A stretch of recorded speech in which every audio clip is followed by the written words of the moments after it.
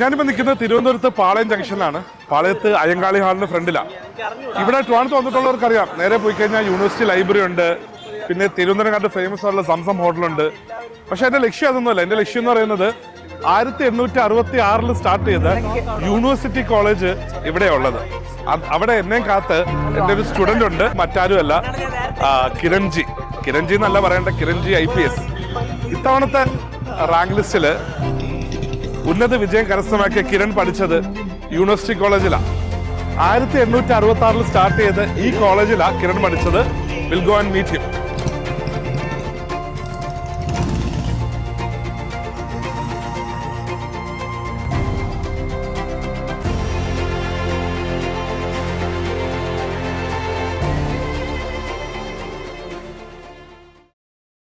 അപ്പം നമ്മൾ ഈ കാണുന്നതാണ് യൂണിവേഴ്സിറ്റി കോളേജ് അല്ലേ?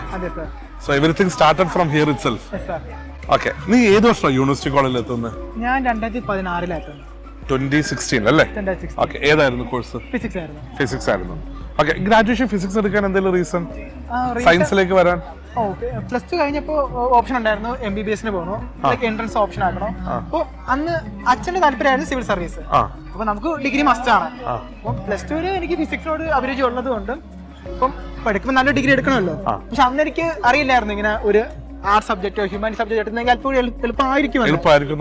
അന്ന് നമുക്ക് വേണ്ട ഇൻഫർമേഷൻ കിട്ടിയിട്ടില്ലായിരുന്നു. പക്ഷെ അന്ന് എന്റെ പേഴ്സണൽ ഇൻട്രസ്റ്റ് ഫിസിക്സ് ആയതുകൊണ്ട് ട്രിവാൻഡ്രത്തിലായിട്ട് ബെസ്റ്റ് യൂണിവേഴ്സിറ്റി കോളേജാണ്.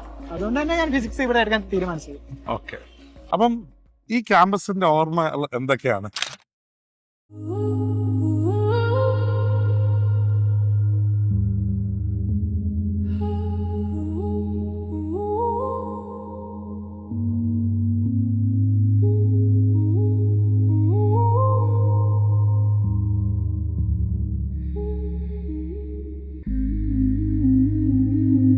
ഞാൻ 2016 യൂണിവേഴ്സിറ്റി കോളേജിൽ ഫിസിക്സിന് വേണ്ടി ഡിഗ്രിക്ക് അല്ലെങ്കിൽ ബിരുദം എടുക്കാൻ വരുന്നത്.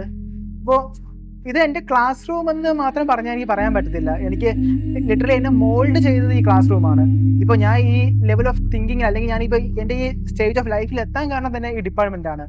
ഞാൻ ആലോചിച്ച് നോക്കുവാണെങ്കിൽ പ്രത്യേകിച്ച് എൻ്റെ കൂട്ടുകാരന്മാർ, ഈ ഡിപ്പാർട്ട്മെൻറ്റ് എനിക്ക് തന്നെ എൻ്റെ കൂട്ടുകാരന്മാർ, അവർ ഓരോരുത്തരും പേരെടുത്ത് പറയുവാണെങ്കിൽ തന്നെ അതിൽ രാഹുൽ, കണ്ണൻ എന്ന് വിളിക്കുന്ന നമ്മുടെ കൂട്ടുകാരനുണ്ട്, ശിവയുണ്ട്, ഗിരീശൻ എന്ന് വിളിക്കുന്ന അരുണുണ്ട്, പിന്നെ എൻ്റെ +2 തൊട്ട് എൻ്റെ ഉള്ള എൻ്റെ പൊടിയൻ അരുൺ AG ഉണ്ട്, വിഷ്ണു ഉണ്ട്, ആകാശുണ്ട്.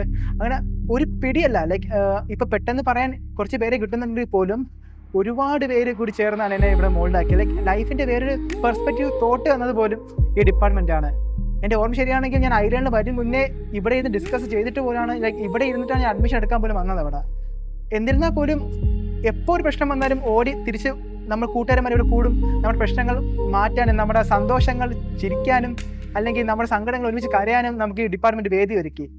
പ്രത്യേകിച്ച് നമ്മുടെ നൈറ്റ് സ്റ്റേകളാണ്. ഇവിടെ കോളേജിൽ പഠിക്കുന്ന സമയത്ത് പല പ്രോഗ്രാമിൻ്റെ ഭാഗമായിട്ട് നമുക്കൊരു നൈറ്റ്, രാവിലെ മാത്രമല്ല നൈറ്റ് നമുക്ക് സ്റ്റേ നിൽക്കേണ്ടി വരും. അന്ന് നമ്മുടെ സ്വന്തം ബെഡ്റൂം വരെ ഈ ക്ലാസ് കാണാനാണ്. ഇവിടെ നമ്മൾ കാണിച്ച സന്തോഷങ്ങളും പാടിയ പാട്ടുകളും കളിച്ച നൃത്തങ്ങളും ആയിരിക്കും എൻ്റെ ഏറ്റവും വലിയ ഡിപ്പാർട്ട്മെന്റ് എന്ന രീതിയിൽ എനിക്ക് തന്ന ഏറ്റവും വലിയ സമ്പാദ്യം. പിന്നെ നേരത്തെ പരിചയപ്പെട്ട നമ്മുടെ ആര്യ ടീച്ചർ ശരിക്കും നമ്മുടെ അമ്മ തന്നെ ആയിരുന്നു.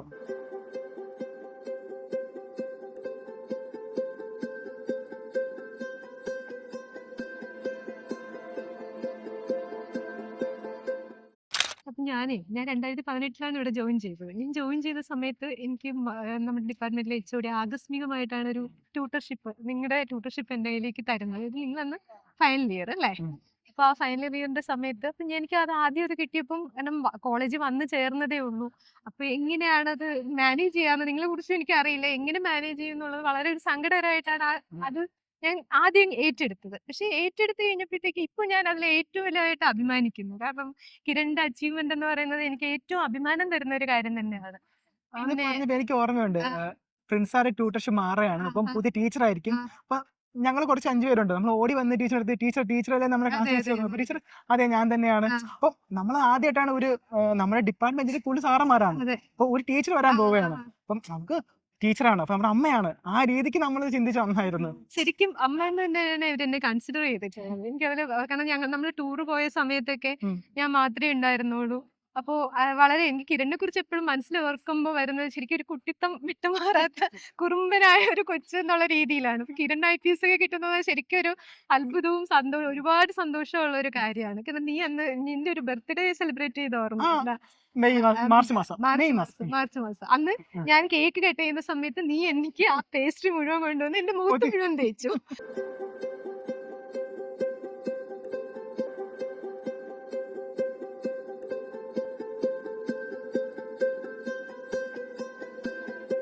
നമ്മൾ ഏറ്റവും കൂടുതൽ ഒരു മനുഷ്യത്വപരമായിട്ട് പെരുമാറുന്ന ഒരു പയ്യനാണ് കിരൺ.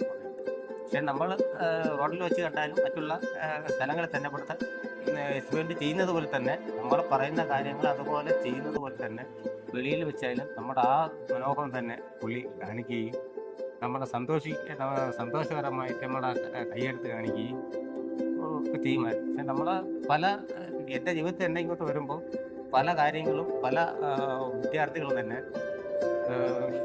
എന്നെ കണ്ടിട്ട് ഇവിടെ വെച്ച് കാണുമ്പോൾ ഭയങ്കര കാര്യങ്ങളായിരിക്കും. പക്ഷെ വെളിയിലോട്ട് ഇറങ്ങി കഴിയുമ്പോൾ തിരിഞ്ഞു പോവുകയാണ് ചെയ്യുന്നത്. പക്ഷേ കിരണിനെ സംബന്ധിച്ചിടത്തോളം അങ്ങനെയല്ല. മനുഷ്യത്വപരമായി ഞാൻ ഒരു ബസ്സിലിരുന്ന് തിരുവനന്തപുരം സ്റ്റാൻഡിൽ നിന്ന് നെടുമങ്ങാട്ടേക്ക് ബസ്സിലിരുന്ന് പോകുമ്പോൾ ഞാൻ പുള്ളിയെ ശ്രദ്ധിച്ചിട്ടില്ല. പുള്ളി അവിടെ അത് കൈയെടുത്ത് കാണിച്ചു. അപ്പോഴാണ് ഞാൻ ശ്രദ്ധിച്ചത്. അങ്ങനെയൊക്കെ വന്ന ഒരു മനുഷ്യത്വപരമായിട്ട് നടന്ന ഒരു പയ്യനെ നല്ല ഒരു ജീവിതം ഉണ്ടായിട്ട് IPS കിട്ടിയതിൽ ഞാനും കൂടെ അനുഭവിച്ച ഒരു പ്രാക്ടിക്കൽ ലാബിൽ നിന്ന് ഇങ്ങനെ ഒരു ആൾക്ക് IPS കിട്ടിയതിൽ വളരെയധികം സന്തോഷമുണ്ട്. അവൻ മുന്നോട്ടുള്ള ജീവിതം നല്ലതായിരിക്കട്ടെ, നല്ല മനുഷ്യനായിട്ട് തീരട്ടെ, നല്ല പോലീസ് ഉദ്യോഗസ്ഥനായിട്ട് തീരട്ടെ.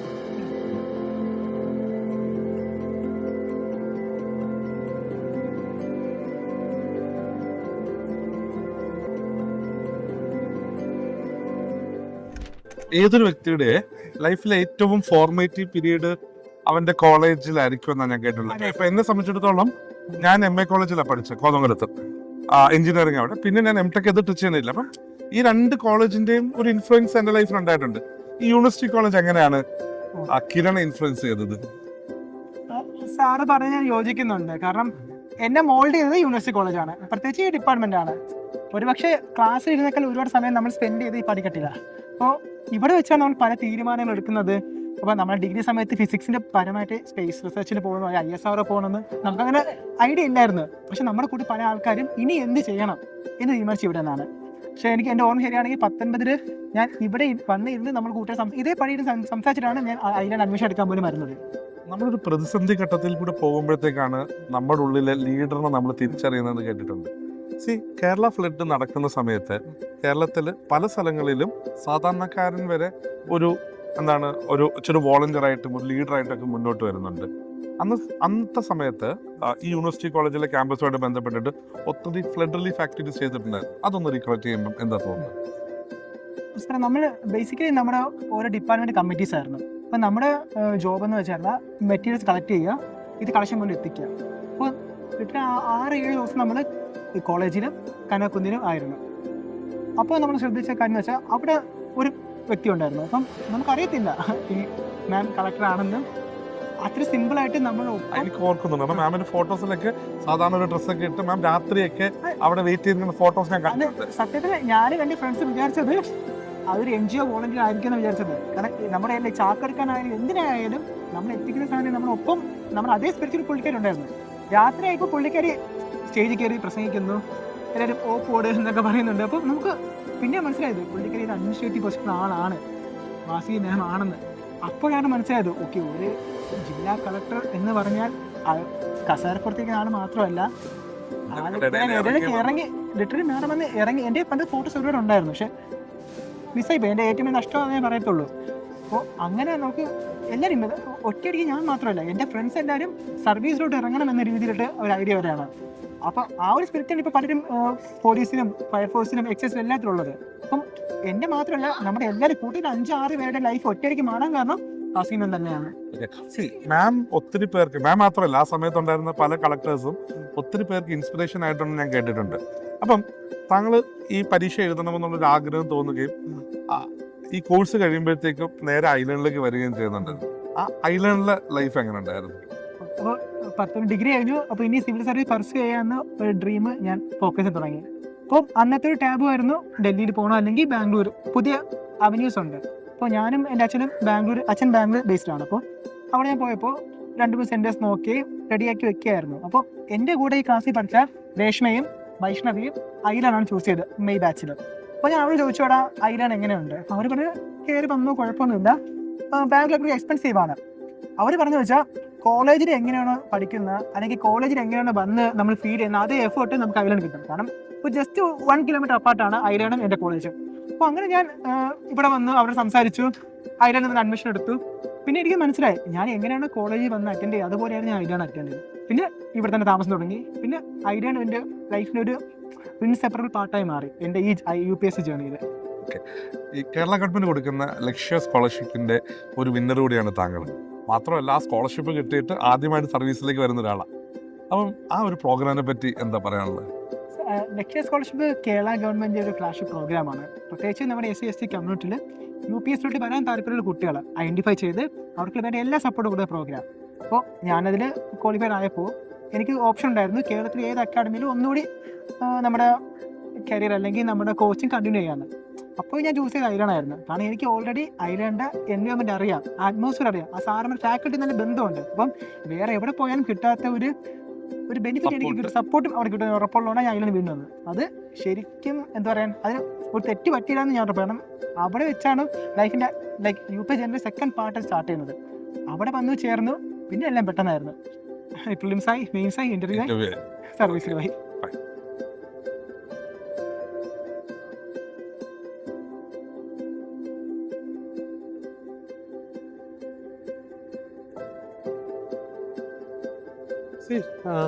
ലൈഫിൽ നമ്മൾ കേട്ടിട്ടുള്ള ഡയലോഗാണ്, ഇൻസൾട്ടാണ് ഏറ്റവും വലിയ ഇൻസ്പിറേഷൻ ഒക്കെ. പക്ഷെ റിയൽ ലൈഫിലേക്ക് വരുമ്പോഴത്തേക്ക് പലപ്പോഴും പല ഇൻസൾട്ടും നമ്മളെ ബാക്കിലേക്ക് വലിക്കുക ചെയ്യാറുള്ളത്. Have you felt something in your life like that? ഇൻസൾട്ടായിട്ട് പറയുന്നത് ഫേസ് ചെയ്തിട്ടില്ല, പക്ഷെ ഒരു തമാശ രൂപേണ കേട്ടിട്ടുണ്ട്. പക്ഷെ എനിക്ക് ഫീൽ ആയിട്ടില്ല അത്. ഇപ്പോൾ കോളേജിൽ പഠിക്കുന്ന സമയത്ത് നമ്മൾ പയ്യന്മാർ ഇച്ചിരി വികൃതി കൂടിയതുകൊണ്ട് ക്ലാസ്സിൽ കയറാറില്ല. അപ്പോൾ നമുക്കിവിടെ നല്ല ഫ്രണ്ട്ലി ആയ ഒരു സാറുണ്ട്. അപ്പോൾ സാറ് പുള്ളിക്കാൻ ചോദിക്കും അടുത്ത് എന്താണ് പ്ലാൻ. അപ്പോൾ ഞാൻ പറയും സാർ എനിക്ക് സിവിൽ സർവൻ്റ് ആണ്, എനിക്ക് IAS IPS ആയാൽ മതി എന്നാണ് ഞാൻ പറയുന്നത്. എനിക്ക് ബാക്കി സർവീസിൻ്റെ കാര്യം അറിയത്തോരുമില്ല. അപ്പം പുള്ളിക്കാൻ തമാശ ഇങ്ങനെയൊക്കെ പിന്നാക്കാകുമെന്ന് സാർ പറഞ്ഞിട്ടുണ്ട്. പിന്നെ കോളേജ് വൈവ കഴിഞ്ഞ അന്ന് വൈവയ്ക്ക് വന്ന ടീച്ചർ എന്നോട് ചോദിച്ചു വൈവ കഴിഞ്ഞില്ല ഇനി എന്താ പ്ലാൻ. അപ്പോൾ ഞാൻ പറയും മാം എനിക്ക് പോലീസ് ആയാൽ മതി എന്ന്. അപ്പോൾ പുള്ളിക്കാരി പെട്ടെന്ന് തന്നെ കോൺസ്റ്റബിൾ ആണോ നോക്കുന്നത് ചോദിച്ചു. അപ്പോൾ ഞാൻ അപ്പം തന്നെ പറഞ്ഞു ഇല്ല മാം കമ്മീഷൻ ആവാൻ താല്പര്യം. പക്ഷെ ഇപ്പോൾ ഫെയ്റ്റ് തന്നെ ലിറ്ററലി IPS ആയിട്ടാണ് എത്തിച്ചുകൊണ്ട്. അതെ, ഞാനും അത് ശ്രദ്ധിച്ചുള്ളതാണ്. പലരെയും ചില പോയിന്റുകളിൽ നമ്മളെ മോട്ടിവേറ്റ് ചെയ്യുന്നത് നമ്മൾ പിന്നോട്ട് വലിക്കുന്ന ചില കാര്യങ്ങൾ തന്നെ. ഇപ്പം നമ്മൾ പോലീസിൽ വേണമെന്ന് ആഗ്രഹിക്കുമ്പോഴത്തേക്കും ആ മാഡത്തിന് മനസ്സിലൂടെ ഫസ്റ്റ് പോയത് എന്താണ്, ഇവനൊക്കെ കോൺസ്റ്റബിൾ ആവാനായിരിക്കുമെന്ന്. പക്ഷെ അപ്പം നിന്റെ ആ ഒരു ഹൈ ലെവൽ ഓഫ് ഗോളാണ് നിന്നെ കൊണ്ട് കമ്മീഷൻ ആണെന്ന് പറയിപ്പിച്ചത്. ഐ തിങ്ക് ഇനി മുന്നോട്ട് നീ പോകുമ്പോഴത്തേക്കേ നിന്റെ ഗോൾസ് എപ്പോഴും ആ ഹൈ ലെവലിൽ തന്നെ മെയിൻറ്റെയിൻ ചെയ്യണം. അപ്പോഴാണ് നമുക്ക് കൂടുതൽ സ്ഥലത്തിലേക്ക് നമുക്ക് എത്തിപ്പെടാൻ പറ്റുകയെന്ന് എനിക്ക് തോന്നുന്നു. Life is actually all about pushing your self. എനിക്കൊന്ന് കിരണ്ടയിൽ ഞാൻ കണ്ടിരിക്കുന്ന ഒരു കാര്യം അതാ. ഞാൻ ഒരു ആസ്പെക്റ്റും കൂടെ പറയാൻ എനിക്ക് തോന്നുന്നത് എന്താ പറയാം, കിരണിന്റെ ഇന്റർവ്യൂ ഗൈഡൻസ് പെർഫോമൻസിൽ നമ്മൾ അല്ലെങ്കിൽ ആ ഇന്റർവ്യൂ ഗൈഡൻസ് സമയത്ത് ഞാൻ നിന്നെ നോക്കുന്നുണ്ടല്ലോ. അപ്പം തുടക്കത്തിൽ ഇങ്ങനെ ഒത്തിരി സംസാരിക്കാൻ കുറച്ച് വിമുഖതയുള്ള, അത് പബ്ലിക്കലി നേരിട്ട് സംസാരിക്കാൻ പറ്റും. പക്ഷെ ആ ഒരു പോയിന്റിൽ നിന്ന് നീ നിന്നെ പുഷ് ചെയ്യുന്നതിന്റെ ഒരു എക്സ്ട്രീം ലെവലിലേക്ക് നീ പുഷ് ചെയ്തിട്ടുണ്ട്. പിന്നെ എനിക്ക് ഒരു കാര്യത്തിൽ ഭയങ്കര കോൺഫിഡൻ്റ് ആയിരുന്നു. കാരണം ഇപ്പം നീ കേരള ഹിസ്റ്ററി ഹോബിയൊക്കെ വെച്ചു, പക്ഷേ കേരള ഹിസ്റ്ററി ഇത്ര അധികം വിവരമുള്ള ഒരാൾ എനിക്കറിയാം. അപ്പം എനിക്ക് തന്നെ വിവരത്തിൽ എനിക്ക് ഒരിക്കലും ഡൗട്ട് ഇല്ലായിരുന്നു. അപ്പോൾ interview I just want you to push yourself. I think that is what you also did. ആ നിന്നെ തന്നെ ഒന്ന് മാക്സിമം പുഷ് ചെയ്ത് എത്തിക്കാന്നുള്ളത്. അതായത് ലൈഫിൽ മുന്നോട്ട് പോകുമ്പോഴത്തേക്കും നിന്നെ ഗൈഡ് ചെയ്യേണ്ട എലമെന്റ് എന്ന് വെച്ചാൽ you need not to compete with others, you just need to compete with yourself so that you push yourself to the next level. അത് ശരിയാണ്. That's what matters. never settle, boundaries never settle അല്ല. ഇപ്പോൾ ഞാൻ അതാ ചിന്തിക്കുന്നത്. ഇനി ഇപ്പോൾ service കയറിയാൽ പോലും ഒരു അറ്റംപ്റ്റ് കൊടുത്തുകൂടെ? ഒരു അറ്റംപ്റ്റിനോട് കൊടുക്കാം. ഇപ്പം നിനക്ക് ഇഷ്ടമുള്ള സർവീസിലാണ് നിൽക്കുന്നതെന്ന് പറഞ്ഞാൽ നിനക്ക് ഇപ്പം IAS പറഞ്ഞ സർവീസ് വേണമെന്നൊരു അറ്റംപ്റ്റിനോട് കൊടുക്കാം. There is no issue in it. അപ്പം അത് മാത്രമല്ല, ഇപ്പം ഏത് സർവീസിലേക്ക്, ഇപ്പം IAS ആണെങ്കിലും IPS ആണെങ്കിലും അവിടെയും സർവീസ് കിട്ടുന്നതോടുകൂടി നമ്മുടെ ജോലി കഴിയുമല്ലോ. We need to push yourself to the next level. I think that is what actually motivates you. And I think that's inspiration that you are selling out to the others. ബാക്കിയുള്ളവരെ inspire ചെയ്യുന്ന ആ ഒരു പെർസ്പെക്റ്റീവിലാണ് എനിക്ക് തോന്നുന്നത്. ഇതാണ് sir. എനിക്ക് പറയുന്നത് എൻ്റെ 2 ഫ്രണ്ട്സുകൾ എൻ്റെ പാത പിന്തുടർന്ന് എൻ്റെ ഫ്രണ്ട്സ് ഇപ്പം വരുന്നുണ്ട്. അപ്പം എനിക്ക് അതാണ് ഏറ്റവും സന്തോഷം. ലൈക്ക് അവർ എന്നോട് മോട്ടിവേറ്റ് വെക്കുന്നുണ്ട്. ലൈക്ക് ഇനിയും ഒരുപാട് പേര് ഇപ്പോഴത്തെ യൂണിവേഴ്സിറ്റി കോളേജ് ഒരുപാട് പേര് ലൈക്ക് ഐലൻഡ് അസോസിയേറ്റ് ചെയ്തിട്ടുണ്ട്. അവർക്കും പറ്റും. അല്ല, ഇതിലൊരു ആസ്പെക്ട് ഞാൻ കണ്ടെന്താണെന്ന് പറയാം. നമ്മൾ പലരും സർവീസിലേക്ക് വരുമ്പോഴത്തേക്കുണ്ടല്ലോ, ഇപ്പം നിന്നെ മോട്ടിവേറ്റ് ചെയ്തത് ആരാ, വാസുകി മാം ആണെന്ന് പറഞ്ഞില്ലേ. ഇപ്പോൾ കുറച്ച് നാൾ കഴിയുമ്പോഴത്തേക്കും ഡൗൺ ദ ലൈനിൽ നീ സർവീസ് ഇരിക്കുമ്പോൾ നീ ചെയ്ത ഒരു ആക്ടിവിറ്റിയിൽ മോട്ടിവേറ്റഡ് ആയിട്ട് വേറൊരാൾ വരും. അതാണ് ആ ചെയിൻ റിയാക്ഷൻ എന്ന് പറയുന്നത്. അവിടെയാണ് ഞാൻ വിചാരിക്കുന്നത് ആ ഒരു ഫുൾ കംപ്ലീറ്റ് സർക്കിളിലേക്ക് എത്തുന്നത്.